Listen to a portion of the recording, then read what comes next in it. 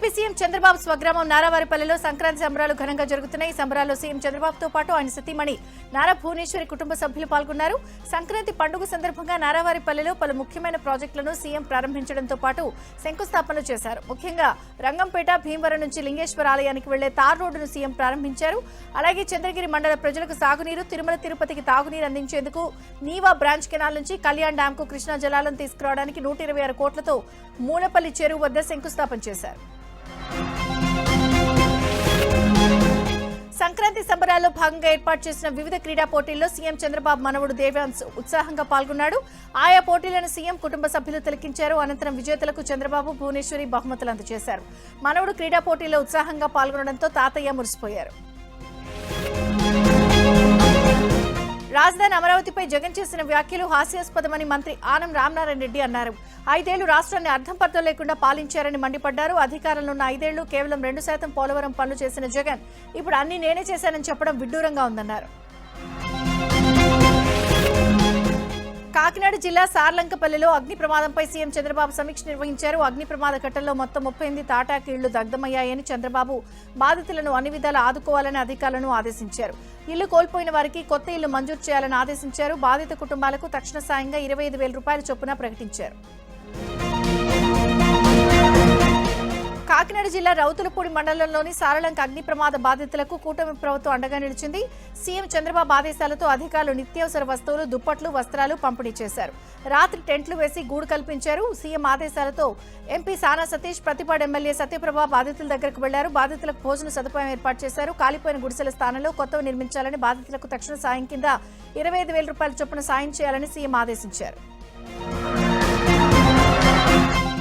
తెలుగు రాష్ట్రాల మధ్య విభేదాలు సృష్టించి రాజకీయ లబ్ధి పొందడమే లక్ష్యంగా వైసీపీ, బీఆర్ఎస్ పార్టీలు ఉమ్మడి కుట్రకు పాల్పడుతున్నాయని టీడీపీ నేత పట్టాభిరామ్ ఆరోపించారు. 2 పార్టీలు తమ స్వార్థ రాజకీయాల కోసం తెలుగు ప్రజల మధ్య చిచ్చు పెడుతున్నాయని మండిపడ్డారు. చంద్రబాబు 2 రాష్ట్రాలు బాగుండాలని ఆలోచిస్తే వైసీపీ, బీఆర్ఎస్ మాత్రం అందుకు విరుద్ధంగా వ్యవహరిస్తున్నాయని విమర్శించారు. ఈ కుట్రలో భాగంగానే వైసీపీ, బీఆర్ఎస్ పార్టీల అధికార పత్రికలైన సాక్షి, నమస్తే తెలంగాణ సమన్వయంతో పనిచేస్తూ ప్రజలను రెచ్చగొట్టేలా తప్పుడు కథనాలు ప్రచురిస్తున్నాయని పట్టాభిరామ్ ఆరోపించారు. సత్యసాయి జిల్లా ధర్మవరంలో శ్రీ లక్ష్మీ చెన్నకేశవ స్వామి ఆలయంలో వాహన మండపానికి మంత్రి సత్యకుమార్ యాదవ్ శంకుస్థాపన చేశారు. అనంతరం ధర్మవరంలో ఆలయ అభివృద్ధి పనులకు మంత్రి శంకుస్థాపన చేశారు. రైతు సంక్షేమమే ప్రభుత్వ లక్ష్యమని మంత్రి సత్యకుమార్ యాదవ్ అన్నారు. రైతులను మోసం చేసిన వారే ఇవాళ నీతి వాక్యాలు చెప్తున్నారని మండిపడ్డారు. వైసీపీకి ప్రజలు గతంలో ఇచ్చిన తీర్పే మళ్లీ ఇస్తారని అన్నారు. కోనసీమ జిల్లా రామచంద్రపురంలో మంత్రి వాసంశెట్టి సంక్రాంతి సంబరాలను ప్రారంభించారు. సత్యం వాసంశెట్టి ఫౌండేషన్ ఆధ్వర్యంలో వీఎస్ఎం కళాశాలలో 3 రోజుల పాటు సంక్రాంతి సంబరాలు నిర్వహించనున్నారు. సంక్రాంతి శోభను గుర్తుకు తెచ్చే విధంగా పల్లె వాతావరణం ఉట్టిపడేలా ఏర్పాటు చేసిన ప్రత్యేక సెట్టింగులను మంత్రి ప్రారంభించారు. ఈ సెట్టింగులను మంత్రి వాసంశెట్టితో కలిసి అమలాపురం ఎంపీ హరీష్ మాథూర్ తిలకించారు. అంతకుముందు వలసపూడి బైపాస్ రోడ్లో ఎన్టీఆర్ విగ్రహం వద్ద ఏర్పాటు చేసిన ఐ లవ్ రామచంద్రపురం ముఖద్వారాన్ని మంత్రి ప్రారంభించారు. కండలేరు జలాశయం 68 టీఎంసీలు, సోమశిల జలాశయం 78 టీఎంసీల సామర్థ్యంతో 146 టీఎంసీల నీటి లభ్యత ఉన్న ఏకైక జిల్లా నెల్లూరేనని ఎమ్మెల్యే సోమిరెడ్డి చంద్రమోహన్ రెడ్డి అన్నారు. కండలేరు జలాశయం సృష్టికర్త ఎన్టీఆర్ అని అన్నారు. రాయలసీమ జలదాతలు ఎన్టీఆర్, చంద్రబాబు అయితే తీరని ద్రోహం చేసింది తండ్రి కొడుకులు రాజశేఖర రెడ్డి, జగన్ రెడ్డిలేనని ఆరోపించారు. రాయలసీమ నిజమైన ద్రోహి జగనేనన్నారు. రాయలసీమ లిఫ్టుపై వైసీపీ, బీఆర్ఎస్ డ్రామాలు ఆడుతున్నాయని సోమిరెడ్డి ఆరోపించారు. రాయలసీమ సాగునీటి ప్రాజెక్టుల కోసం 6,613 కోట్లు ఖర్చు పెట్టిన ఘనత చంద్రబాబుదని గుర్తు చేశారు. సంక్రాంతి సంబరాల్లో భాగంగా భీమవరంలో పారామోటార్ అడ్వెంచర్ స్కై రైడ్ ను డిప్యూటీ స్పీకర్ రఘురామ కృష్ణరాజు ప్రారంభించారు. జిల్లా కలెక్టర్ చదలవాడ నాగరాణి స్వయంగా గాల్లో ప్రయాణించి పర్యాటకులను ఉత్సాహపరిచారు. సంప్రదాయ పోటీలతో పాటు సాహస క్రీడలను ప్రజలకు పరిచయం చేయడమే ఈ రైడ్ ప్రధాన ఉద్దేశమని కలెక్టర్ తెలిపారు. ఉదయం 7 నుంచి సాయంత్రం 6 గంటల వరకు అందుబాటులో ఉండే ఈ రైడ్ను ప్రజలు, యువత సద్వినియోగం చేసుకోవాలని పిలుపునిచ్చారు. విశాఖ జిల్లా వేపగుంట పినగాడి రోడ్డు విస్తరణలో భాగంగా భూములు కోల్పోయిన వారికి పెందుర్తి ఎమ్మెల్యే పంచకర్ల రమేష్, మేయర్ పీలా సీను చెక్కులు అందజేశారు. గత ప్రభుత్వ హయాంలో రోడ్లు అధ్వానంగా మారాయని, కూటమి ప్రభుత్వం ఇచ్చిన హామీ మేరకు రోడ్డు విస్తరణ పనులు చేపట్టామని ఎమ్మెల్యే తెలిపారు. పనులు త్వరగా పూర్తి చేసి ప్రజలకు అందుబాటులోకి తెస్తామన్నారు. రానున్న రోజుల్లో పినగాడి నుంచి మాడడుగుల వరకు రోడ్డు విస్తరణ జరుగుతుందని తెలిపారు. ఉద్యమాలకు, పోరాటాలకు పురిటిగడ్డ విశాఖపట్నం అని ప్రత్యేక హోదా, విభజన హామీల సాధన సమితి అధ్యక్షుడు చలసాని శ్రీనివాస్ అన్నారు. విశాఖ ఉక్కు కర్మాగారం ప్రైవేటీకరణకు వ్యతిరేకంగా తెలంగాణ సీఎం రేవంత్ రెడ్డి గళం వినిపించారని, కానీ మన రాష్ట్ర నాయకులు ఏం చేస్తున్నారని ప్రశ్నించారు. ఆంధ్రప్రదేశ్ బానిస ప్రదేశ్గా మారిపోతుందని మండిపడ్డారు. విభజన హామీలు ముగిసిన శకం అన్నవారంతా ఆంధ్ర ద్రోహులేనన్నారు. ఆంధ్రప్రదేశ్ను అదానీ ప్రదేశ్గా మారుస్తున్నారని విమర్శించారు. నాయకులు ఏపీ హక్కులపై కేంద్రంతో పోరాటం చేయాలని చలసాని డిమాండ్ చేశారు. అందులో మహిళా క్రికెట్ టీ20 జట్టు కెప్టెన్ దీపికకు దేశ అత్యున్నత గౌరవం దక్కింది. ఢిల్లీలో గణతంత్ర దినోత్సవ వేడుకలకు హాజరు కావాలంటూ భారత రాష్ట్రపతి ద్రౌపది ముర్ము ప్రత్యేక ఆహ్వానం పంపించారు. రాష్ట్రపతి కార్యాలయం నుంచి పంపిన అధికారిక ఆహ్వాన పత్రికను సత్యసాయి జిల్లా అమలాపురం మండలం తంబాలహట్టి గ్రామంలోని దీపికకు పోస్టాఫీస్ అధికారులు అందజేశారు.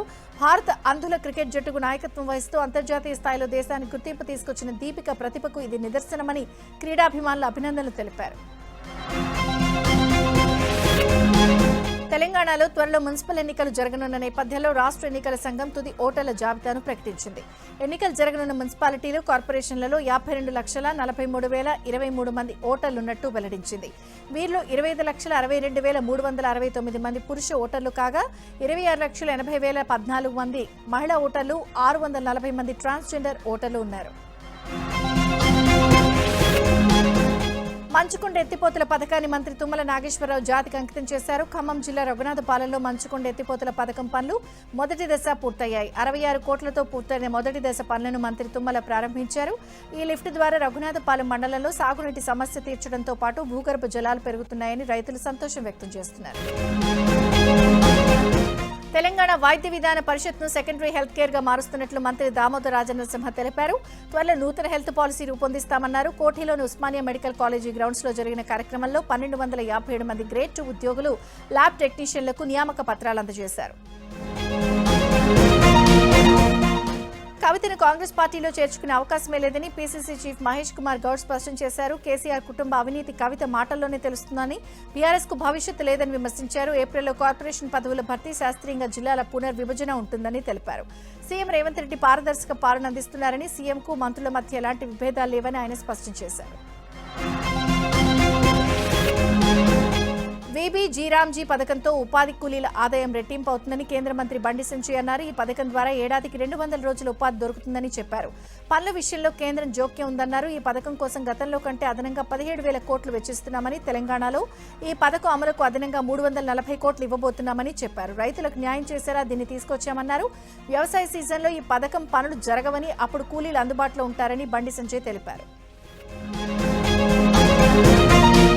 మున్సిపల్ ఎన్నికల్లో బీజేపీ జెండా ఎగరడం ఖాయమని మెదక్ ఎంపీ రఘునందన్ రావు అన్నారు. టీయూఎఫ్ ఐడీసీ నిధుల ద్వారా ప్రతి వార్డులో 50 లక్షల విలువైన సీసీ రోడ్లు, డ్రైనేజీలకు కాంగ్రెస్ ప్రభుత్వం 2 ఏళ్ల తర్వాత పనులు ప్రారంభించిందన్నారు. గత ప్రభుత్వం నిధులు మంజూరు చేస్తే ఆ నిధులను కాంగ్రెస్ ప్రభుత్వం రద్దు చేసి తిరిగి కేటాయిస్తే కాంగ్రెస్ గెలుస్తుంది అనుకోవడం భ్రమేనని అన్నారు.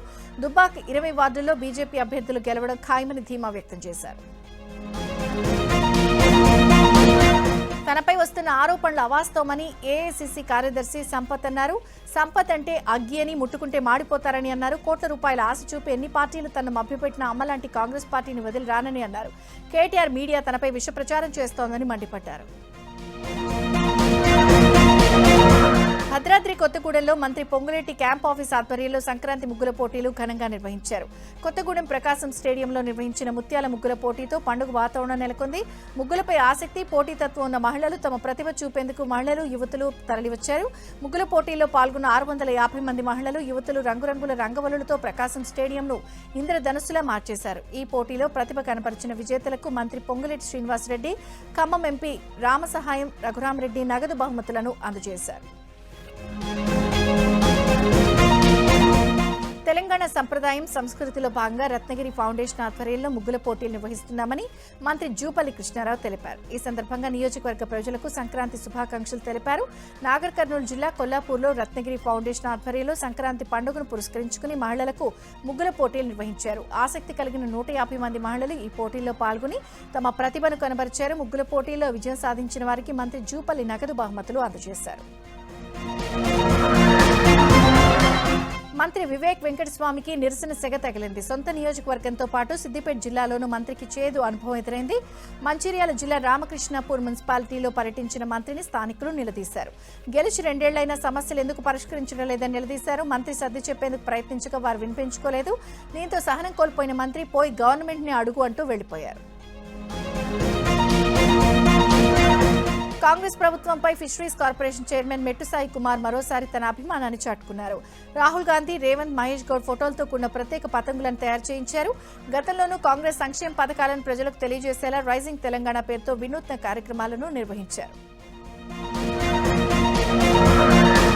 మత్స్యకారుల అభివృద్ధి కోసం రాష్ట్ర ప్రభుత్వం కృషి చేస్తుందని జిల్లా మత్స్యకార సహకార సంఘం అధ్యక్షులు వాకట ఆంజనేయులు అన్నారు.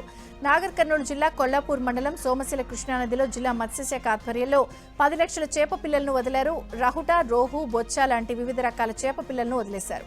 మత్స్యకారుల అభివృద్ధి లక్ష్యంగా రాష్ట్ర ప్రభుత్వం పనిచేస్తుందని, మత్స్యకారుల జీవనోపాధి కోసం 100% సబ్సిడీపై చేప పిల్లలను చెరువులో వదులుతున్నామని వాకటి ఆంజనేయులు తెలిపారు. అమెరికా అధ్యక్షుడు డొనాల్డ్ ట్రంప్ దిష్టిబొమ్మను సిపిఐ కార్యదర్శి నారాయణ తిరుపతిలో దగ్ధం చేశారు. ట్రంప్ రాక్షస పాలనపై అన్ని దేశాల్లో తిరుగుబాటు మొదలైందన్నారు. వెనజులా అధ్యక్షుడు ఆయన భార్యను అర్ధరాత్రి అమెరికా బలగాలు కిడ్నాప్ చేశారని, ఈ చర్య అత్యంత అమానుష్యమన్నారు. ప్రపంచంలో రెండో అతిపెద్ద చమురు నిక్షేపాలున్న వెనజులాపై అమెరికా కన్నుపడిందని నారాయణ అన్నారు. సొంత గడ్డపైనే ట్రంప్ కి మద్దతు లేదని నారాయణ విమర్శించారు. తిరుపతి వేదికగా అమెరికా అంతర్జాతీయ అరాచకాలపై సీఎం చంద్రబాబు గళం విప్పాలని డిమాండ్ చేశారు. కర్నూలు జిల్లా ఆతోనిలో బంగారం లాంటి ఇసుకపై అందరి కళ్లు పడ్డాయి. ఎంతమంది కళ్లు పడినా ఫలాలు దక్కేది మాత్రం అధికార ప్రతిపక్ష నాయకులకేనని విమర్శలు వినిపిస్తున్నాయి. విలువైన ఇసుకను అడ్డగోలుగా దోచేయడంలో గత వైసీపీ ప్రభుత్వ నేతలకు కూటమి పార్టీల నేతలు ఏమాత్రం తీసిపోరని స్థానికులు ఆరోపిస్తున్నారు. వైసీపీతో కలిసి కూటమి పార్టీ నేతలు యథేచ్ఛగా ఇసుక దందా చేస్తున్నారని నియోజకవర్గంలో విమర్శలు వెల్లువెత్తుతున్నాయి. మహబూబాబాద్ జిల్లా మరిపెడలో ఓ ప్రభుత్వ ఉపాధ్యాయుడు హరిదాస్ వేషధారణలో ప్రజలకు డ్రగ్స్ మహమ్మారిపై అవగాహన కల్పిస్తున్నారు. సూర్యాపేట జిల్లా గోరెంట్ల గ్రామానికి చెందిన రాచకొండ ప్రభాకర్ అనే గవర్నమెంట్ టీచర్ హరినామ సంకీర్తనలు చేస్తూ డ్రగ్స్, గంజాయి వల్ల కలిగే అనర్థాలను వివరిస్తున్నారు. ఊరూరా తిరుగుతూ ప్రజలను చైతన్యం చేస్తున్నారు. ప్రభాకర్ ఆలోచన విధానాన్ని స్థానికులు ప్రశంసిస్తున్నారు. మావోయిస్టు మాజీ నేత కంకణాల రాజిరెడ్డి తన స్వగ్రామం పెద్దపల్లి జిల్లా కిష్టంపేటకు వెళ్లారు. కుటుంబ సభ్యులను, గ్రామస్తులను కలవడం ఆనందంగా ఉందని రాజిరెడ్డి తెలిపారు. ఆరోగ్యం సహకరించకపోవడంతోనే జనజీవన స్రవంతిలో కలిసినట్లు చెప్పారు. లండన్లో గోదావరిలో సంక్రాంతి పేరిట వేడుకలు ఘనంగా జరిగాయి. యూకే నలుమూలల నుంచి సుమారు 1000 తెలుగు కుటుంబాలు పాల్గొన్నాయి. భోగి మంటలు, ముగ్గులు, హరిదాసుల కీర్తనలు, గొబ్బెమ్మలు, జానపద నృత్యాలు అలరించాయి. గోదావరిలో పెళ్లి సందడి ప్రధాన ఆకర్షణగా నిలిచింది. అరిటాకుల్లో వడ్డించిన గోదావరి సంప్రదాయ వంటకాలు అందరినీ ఆకట్టుకున్నాయి. విదేశాల్లో తెలుగు సంస్కృతిని కాపాడాలన్న ప్రధాన ఉద్దేశంతో వేడుకలు నిర్వహించామని తెలిపారు. హైదరాబాద్ కైట్ స్వీట్ ఫెస్టివల్ కు సర్వం సిద్ధమైంది. ఫెస్టివల్ కు పరేడ్ గ్రౌండ్స్ లో ఏర్పాట్లు పూర్తయ్యాయి. ఫెస్టివల్ లో 40 మంది అంతర్జాతీయ కైట్ ప్లేయర్స్ పాల్గొన్నారు. 16, 17, 18 తేదీల్లో హాట్ ఎయిర్ బెలూన్ ఫెస్టివల్ జరగనుంది. స్వీట్ ఫెస్టివల్ లో అన్ని రాష్ట్రాల వంటకాలు నోరూరించనున్నాయి. సంక్రాంతి సందర్భంగా మంచిర్యాలలో రాజస్థానీ సంప్రదాయ స్వీట్స్ అందరినీ ఆకర్షిస్తున్నాయి. తెలుగింటి పిండి వంటలకు తోడు ఘేవర్ స్వీట్ నోరూరిస్తోంది. రాజస్థానీలకు చెందిన రతన్లాల్ హోటల్లో మాత్రమే దీన్ని తయారు చేస్తారు. ఈ ప్రత్యేక వంటకాన్ని రుచి చూసేందుకు చిన్న పెద్ద క్యూ కడుతూ ఉంటారు. పాలు, మైదా, గోధుమ పిండి, నెయ్యితో తయారు చేసే ఈ ఘేవర్ స్వీట్ ను రాజస్థానీలు ప్రతి ఏటా సంక్రాంతి పండుగ సందర్భంగా తయారు చేస్తూ ఉంటారు. విజయవాడ రామవరపాడులో శ్రీ వెంకమ్మ పేరంటాలమ్మ జాతర వైభవంగా ప్రారంభమైంది. జాతరలో అమ్మవారి పుట్టింటికి చెందిన సూర్యవంశపు రాజులు, కళ్లేపల్లి వారసులు, 6వ తరం వారు ప్రత్యేక పూజలు నిర్వహించారు. తమ ఇంటి ఇలవేల్పుగా అమ్మవారిని కొలుస్తూ పూజలు చేశామన్నారు. వంశ పారంపర్యంగా పూజలు చేస్తున్నామని వెంకమ్మ పేరంటాలమ్మ తల్లి వారసులు తెలిపారు. ఇంటి ఆడపడుచుగా అమ్మవారిని ఆరాధిస్తామని, ఆ తల్లి తమ్మను చల్లగా చూస్తుందన్నారు. జానపద జాతరగా పేరుగాంచిన ఐనవోలు శ్రీ మల్లికార్జున స్వామి బ్రహ్మోత్సవాలు ప్రారంభమయ్యాయి. హనుమకొండ జిల్లా ఐనవోలు మండల కేంద్రంలోని మల్లన్న జాతర సంక్రాంతి నుంచి ఉగాది వరకు కొనసాగుతుంది. జాతర ప్రారంభం కావడంతో భక్తులు పెద్ద సంఖ్యలో తరలివచ్చి తమ మొక్కులు చెల్లించుకుంటున్నారు. కాకతీయుల పాలనలో అయ్యన్న దేవుడు అనే మంత్రి నిర్మించడంతో ఆయన పేరు మీద అయ్యన్నవోలు, ఐనవోలుగా ప్రసిద్ధి చెందింది. ఈ జాతరకు తెలుగు రాష్ట్రాల నుంచే కాకుండా పక్క రాష్ట్రాలైన కర్ణాటక, మహారాష్ట్ర నుంచి కూడా భక్తులు వస్తూ ఉంటారని ఆలయ అర్చకులు తెలిపారు. సత్యసాయి జిల్లా పుట్టపర్తిలో సంక్రాంతి వేడుకల్లో భాగంగా ఇటలీ దేశానికి చెందిన సాయి భక్తులు ప్రత్యేక సుదర్శన హోమం నిర్వహించారు. విశ్వశాంతిని కాంక్షిస్తూ స్వయంభూ వేణుగోపాల స్వామి దేవాలయంలో ప్రత్యేక పూజలు చేశారు. అగ్నిదేవుడికి ప్రమిదలు సమర్పించారు. ప్రత్యేక హోమ కార్యక్రమాలు నిర్వహించడం గొప్ప అనుభూతి అని విదేశీయులు తెలిపారు. Cycle polo federation of India ఆధ్వర్యంలో నిర్వహించిన సైకిల్ పోటీలు చివరి రోజుకు చేరాయి. ఈ పోటీల్లో పలు రాష్ట్రాలకు చెందిన క్రీడాకారులు పాల్గొన్నారు. పులివెందుల్లో 5 రోజుల పాటు ఈ పోటీలను నిర్వహించారు. ఈ పోటీల్లో విన్నర్గా ఛత్తీస్గఢ్ రాష్ట్రానికి చెందిన క్రీడాకారులు నిలిచారు. రన్నర్గా కేరళ రాష్ట్రానికి చెందిన క్రీడాకారులు నిలిచారు. మారుమూల ప్రాంతమైన పులివెందుల్లో ఇలాంటి పోటీలు నిర్వహించడం గర్వంగా ఉందని బీజేపీ రాష్ట్ర అధికార ప్రతినిధి వంగల శశిభూషణ్ రెడ్డి అన్నారు. హైదరాబాద్లో చైనా మాంజా విక్రయాల నియంత్రణపై మానవ హక్కుల కమిషన్లో పిటిషన్ దాఖలైంది. చైనా మాంజా ద్వారా ప్రాణాలు పోతున్నాయని అడ్వకేట్ రామారావు ఇమ్మనేని పిటిషన్ వేశారు. చైనా మాంజా విక్రయాలపై హెచ్ఆర్సీ సీరియస్ అయింది. దీనిపై ఫిబ్రవరి 26 లోపు నివేదిక సమర్పించాలని ఆదేశించింది. నకిలీ మందుల దందాపై డ్రగ్ కంట్రోల్ అథారిటీ అధికారులు ఉక్కుపాదం మోపారు. కుత్బుల్లాపూర్లో మెడికల్ షాపులపై అధికారులు దాడులు చేశారు. గాజుల రామారంలోని Durga medical and general stores లో బ్రాండెడ్ కంపెనీ పేరుతో నకిలీ మందుల దందా జరుగుతున్నట్లు అధికారులు గుర్తించారు. నకిలీ లివిపిల్ టాబ్లెట్లను సీజ్ చేశారు. మూర్ఛ వ్యాధి నివారణ టాబ్లెట్లను అమ్ముతున్న నిర్వాహకుడు మల్లికార్జున్పై అధికారులు కేసు నమోదు చేశారు. శ్రీకాకుళం జిల్లా కాశీబుగ్గ శ్రీ వెంకటేశ్వర స్వామి ఆలయంలో చోరీ జరిగింది. స్వామివారికి అలంకరించిన బంగారు నామాలు, వెండి, శంఖ చక్రాలు, కవచంతో పాటు 3 హుండీలను పగలగొట్టి నగదు తస్కరించారు. వీటి విలువ 40 లక్షల రూపాయల వరకు ఉంటుందని అంచనా. ప్రధాన గేట్ నుంచి ఆలయంలోకి ప్రవేశించిన దొంగలు చోరీ చేసి అనంతరం ఆలయం పక్కనే ఉన్న ఐరన్ గ్రిల్ను తొలగించి పరారయ్యారు. కర్నూలు జిల్లా కోడుమూరులో సినీ ఫక్కీలో చోరీ జరిగింది. బ్యాంకు ముందు పార్క్ చేసిన బైక్లో నగదు బ్యాగ్ను దుండగులు ఎత్తుకెళ్లారు.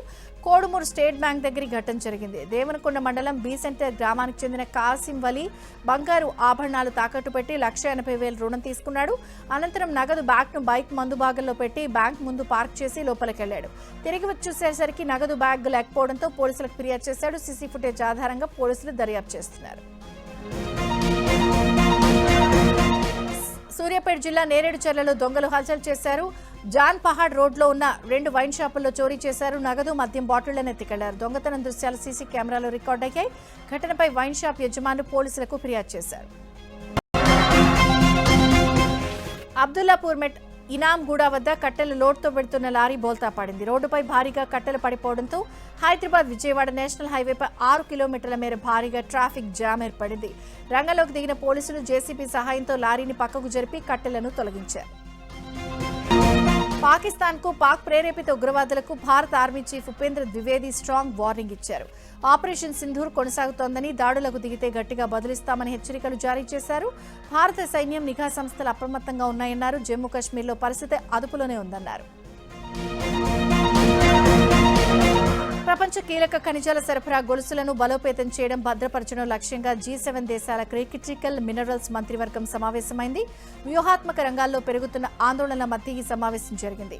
అమెరికా వాషింగ్టన్లో జరిగిన క్రిటికల్ మినరల్స్ మంత్రివర్గ సమావేశంలో కేంద్ర మంత్రి అశ్విని వైష్ణవ్ పాల్గొన్నారు. కీలకమైన ఖనిజాలకు, ముఖ్యంగా అరుదైన భూమి మూలకాలకు సరఫరాను, ఖనిజాల భద్రపరచడానికి, వైవిధ్యకరణను పరిష్కరించడానికి వీలుగా యుఎస్ ట్రెజరీ కార్యదర్శి బెన్సెంట్ ఆధ్వర్యంలో ఈ సమావేశం ఏర్పాటు చేసింది. భారతదేశంలో తయారీ రంగం వేగంగా అభివృద్ధి చెందుతోందని అశ్విని వైష్ణవ్ తెలిపారు. తమిళ అగ్రనటుడు టీవీకే అధినేత విజయ్ చివరి సినిమాగా తెరకెక్కిన జననాయగన్ విడుదల ఆగిపోవడంపై కాంగ్రెస్ అగ్రనేత రాహుల్ స్పందించారు. జననాయగన్ సినిమాకు సెన్సార్ సర్టిఫికెట్ ఇవ్వకుండా కేంద్ర ప్రభుత్వం అడ్డుకుంటోందన్నారు. ఈ మేరకు విజయ్ సినిమాకు ఆయన మద్దతు ప్రకటించారు. జననాయగన్ను అడ్డుకోవడం అంటే తమిళ సంస్కృతి మీద దాడి చేయడమేనని స్పష్టం చేశారు. తమిళుల గొంతును ఎవరూ నొక్కలేరని హెచ్చరించారు. బంగారం ధరలు మండిపోతున్నాయి. రోజు రోజుకు అందనంత ఎత్తుకు చేరుతున్న 24 క్యారెట్ల 10 గ్రాముల బంగారం ధర 1,50,000కు చేరువైంది. హైదరాబాద్లో తులం బంగారం ధర 1,44,880 రూపాయలుగా ఉంది. అటు 21 క్యారెట్ల 10 గ్రాముల బంగారం ధర 1,34,160 రూపాయలకు చేరింది. కిలో వెండి ధర ఏకంగా 2.5 లక్షలు దాటింది. హైదరాబాద్లో ప్రస్తుతం కిలో వెండి ధర 2,63,600 రూపాయలుగా ఉంది. దీంతో సామాన్యుడు గ్రాము బంగారం, వెండి కొనాలంటేనే భయపడిపోతున్నారు.